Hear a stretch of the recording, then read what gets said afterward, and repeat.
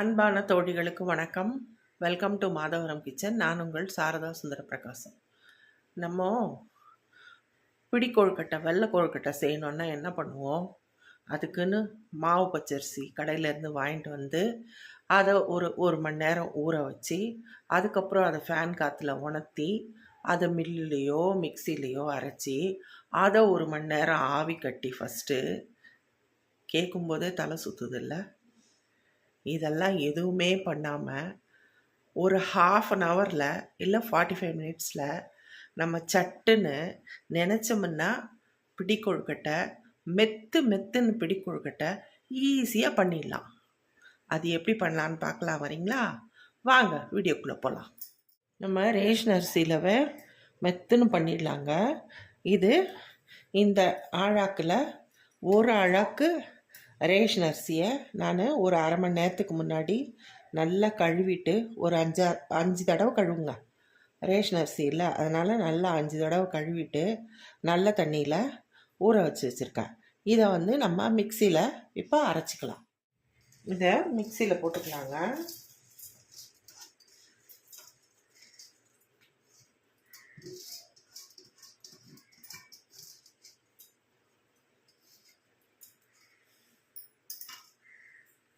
இப்போது 4 ஏலக்காய் இதோட சேர்த்து இந்த ஊற வச்ச தண்ணியே இருத்து வச்சுருக்காங்க. ஒரு டம்ளர். இது இவ்வளோ தேவைப்படாது. நம்ம ஒரு 1/4 டம்ளர் தண்ணி ஊற்றிக்கலாம். ஊற்றிக்கிட்டு இப்போ நம்ம இதை மிக்சியில் அரைச்சிட்டு வந்துடலாம். இப்போது அரைச்சிட்டு வந்துட்டேங்க. இதை பாருங்கள், தோசை மாவு பதத்துக்கு இந்த மாதிரி அரைச்சி வச்சுக்கணும். இது இப்படியே இருக்கட்டும். அடுத்து என்ன செய்யலான்னு பார்க்கலாம். இப்போது ஸ்டவ் ஆன் பண்ணி ஒரு பேன் வச்சுருக்கேங்க. இப்போது எந்த டம்ளரில் எந்த அழாக்கில் நம்ம அரிசி எடுத்தோமோ அதே அழாக்கில் 3/4 அழாக்கு வெல்லம். உங்களுக்கு வேணும்னா இன்னும் ஸ்வீட்னஸ் நிறைய வேணும்னா நீங்கள் ஃபுல்லாக ஒரு அழாக்கு கூட போட்டுக்கலாம். எனக்கு இது போதும், அதனால் நான் 3/4 அழாக்கு வெல்லத்தை இதில் போடுறேன். போட்டுட்டு இந்த நம்ம தண்ணி இருக்குல்ல, எடுத்து வச்ச தண்ணி, அதையே ஒரு கொஞ்சமாக ஒரு 1/4 டம்ளர் ஊற்றிக்கலாம். போதும். இப்போது இந்த வெல்லம் கரையட்டோங்க. கரைஞ்சப்புறம் பார்க்கலாம். வெல்லம் நல்லா கொதிக்குதுங்க. அந்த கட்டிகளெல்லாம் நல்லா உடச்சி இந்த மாதிரி நல்லா கொதிக்க வைங்க.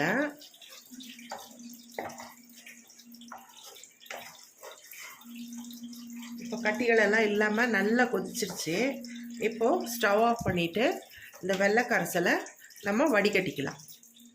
இப்போது இந்த வெல்லத்தை நம்ம வடிகட்டிக்கலாங்க. எப்படி இருந்தாலும் வெல்லத்தில் மண் கல் எல்லாம் இருக்கும், அதனால் நல்லா வடிகட்டிக்கலாம். ஒரு கிண்ணத்தில் ஒரு சின்ன டீ வடிகட்டி வச்சுருக்கேன், அதில் நம்ம வடிகட்டிக்கலாம்.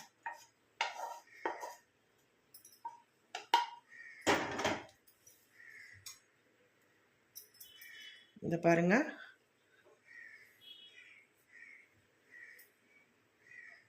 எவ்வளோ கல் மண் இருக்குது பாருங்கள். இதை நம்ம வடிகட்டிட்டோம். இப்போ மறுபடியும் இந்த கடாயில் இந்த பேனில் இதை ஊற்றிக்கிட்டு கொதிக்க வைக்கலாம். இந்த பேனையே நல்லா கழுவிட்டு வச்சுருக்கேங்க. இப்போது இந்த வெள்ளை கரைசலை இதில் ஊற்றிக்கலாம்.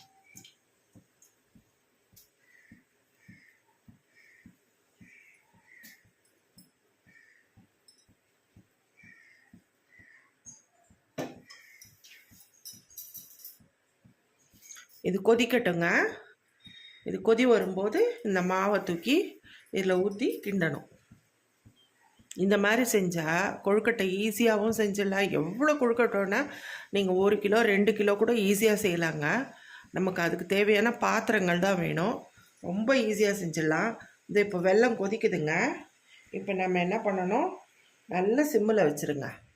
ஃப்ளேமை நல்லா சிம்மில் வச்சுட்டு இந்த அரைச்சி வச்ச மாவை நல்லா இப்படி கரைச்சிக்கிட்டு இதில் ஊற்றி, இது ஊற்றின உடனே கெட்டியாயிடுங்க. அதனால் கைவிடாமல் கிண்டிடுங்க.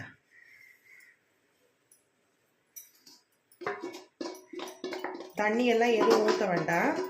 இந்த நம்ம ஊற்றி அரைச்ச தண்ணியே போதும்.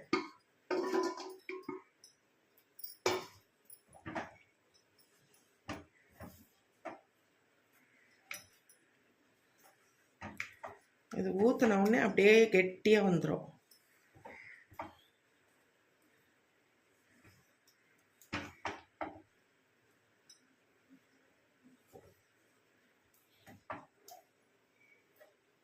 கொஞ்சம் ஃப்ளேமை மீடியம் ஃப்ளேமில் வச்சுக்கலாங்க.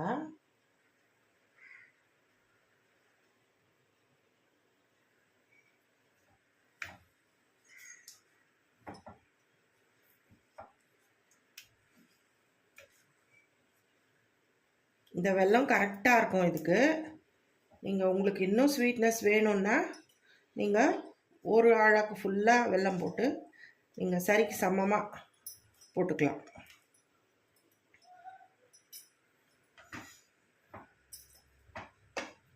பாருங்கள், கெட்டி ஆகிட்டே வருது. கொஞ்ச நேரத்தில் கெட்டி ஆகிடும். இப்போது இந்த ஸ்டேஜில் நம்ம ஒரு ஸ்பூன் நெய் போட்டுக்கலாம்.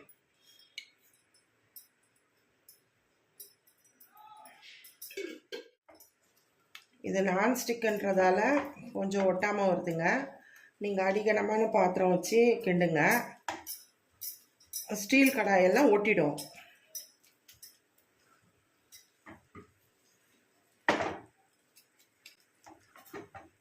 அதனால் கூடுமான வரைக்கும் நல்ல அடிகனமான பாத்திரமாக வச்சு கிண்டுங்க. இதுவே ஒட்டுது.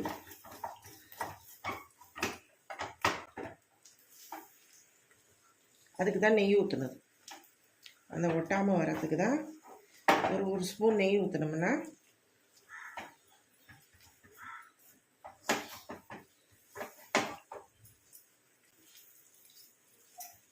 கட்டிகள் கட்டாமல், உருண்டை கட்டாமல் இப்படி நல்லா இப்படி உடச்சி விட்டு நல்லா இப்படி கிண்டிக்குவாங்க.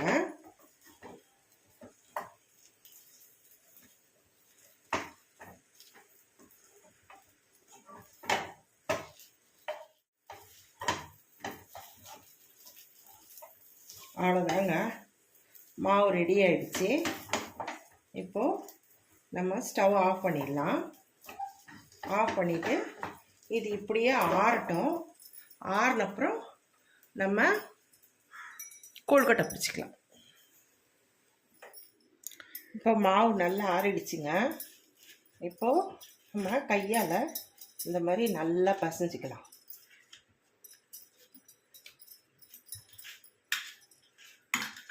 பாருங்கள், கையில் கூட ஒட்ட மாட்டேங்குது.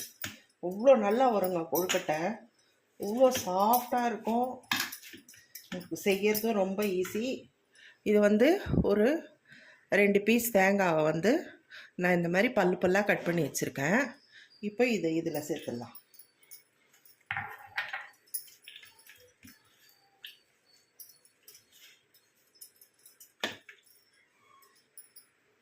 இப்போது மாவை நல்லா பசைஞ்சிட்டோங்க. இப்போது ஸ்டவ் ஆன் பண்ணி ஒரு கடாய் வச்சுருக்கேன். அதில் தண்ணி ஊற்றி ஒரு ஸ்டாண்ட் போட்டு வச்சுருக்கேங்க. இந்த மாதிரி ஒரு ஸ்டீமர் பிளேட்டில் நெய் தடவி வச்சுருக்கேன். இப்போ இதில் நம்ம கொழுக்கட்டை செஞ்சு அது உள்ளே வச்சிடலாம். கொழுக்கட்டை செய்ய ஆரம்பிக்கலாங்க. இதை பாருங்கள்,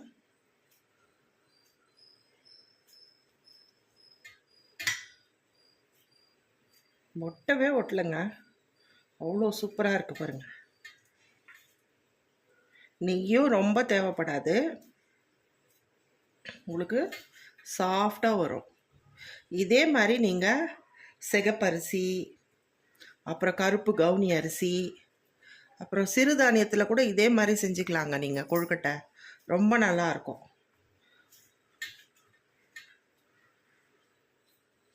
ஈஸியாக செஞ்சிடலாம்.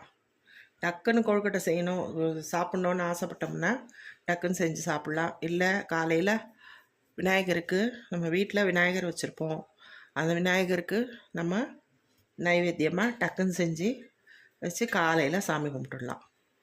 ஒரு 1/2 hour 45 minutesல முடிஞ்சிடும். ரொம்ப ஈஸியாக பண்ணிடலாம். அரிசி ஊற வைக்கிறது மட்டும்தான். கழுவிட்டு பச்சரிசி சீக்கிரம் ஊறிடும்.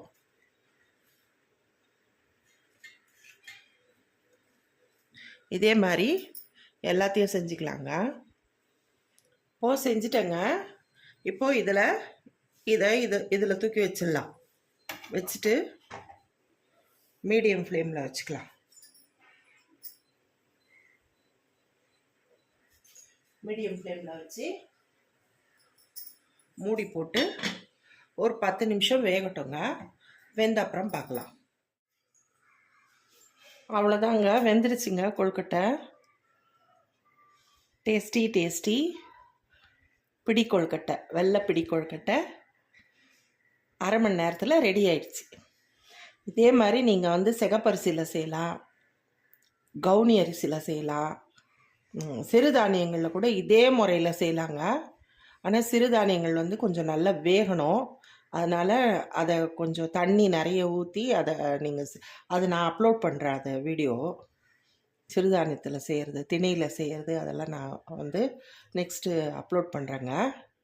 இது பாருங்கள், எவ்வளோ சாஃப்டாக இருக்குது பாருங்கள் கொழுக்கட்டை.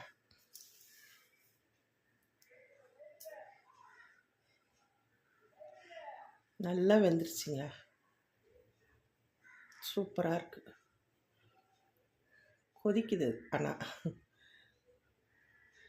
நல்லா இருக்குங்க கொழுக்கட்டை. இந்த மாதிரி நீங்களும் செஞ்சு கட்டாயம் ட்ரை பண்ணி பாருங்கள். இது உங்களுக்கும் பிடிக்கும். டக்குன்னு செஞ்சிடலாங்க. ரொம்ப கஷ்டப்பட வேண்டாம், ஈஸியாக செஞ்சிடலாம். ரேஷன் அரிசியிலவே எவ்வளோ நல்லா வந்திருக்கு பாருங்கள்.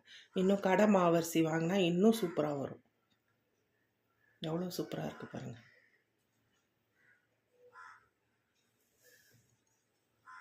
சாப்பிட்டு பார்க்கலாம். சூப்பராக இருக்குங்க, நல்லா இருக்கு. இது மாதிரி தான் நானும் செய்வேன் வீட்டில். சங்கடார சதுர்த்தி, கோவிலில் பிள்ளையாருக்கு நான் இந்த மாதிரி செஞ்சு எடுத்துகிட்டு போவேங்க. நிறைய கூட செய்யலாம். நம்ம அரைப்படி அரிசியில் கூட செய்யலாம். எண்ணெய் கிண்டணும், நம்ம கிண்டி எடுத்துகிட்டு போகணும். அதுக்கு பெரிய பாத்திரத்தில் ஊற்றி கிண்டி நம்ம இந்த மாதிரி எவ்வளோ கொழுக்கட்டை வேணாலும் ஈஸியாக செஞ்சிடலாம். இந்த ரெசிபி உங்களுக்கு பிடிச்சிருந்தா லைக் பண்ணுங்கள், ஷேர் பண்ணுங்கள், கமெண்ட் பண்ணுங்கள். மறக்காமல் சப்ஸ்கிரைப் பண்ணிவிடுங்க. Thank you friends.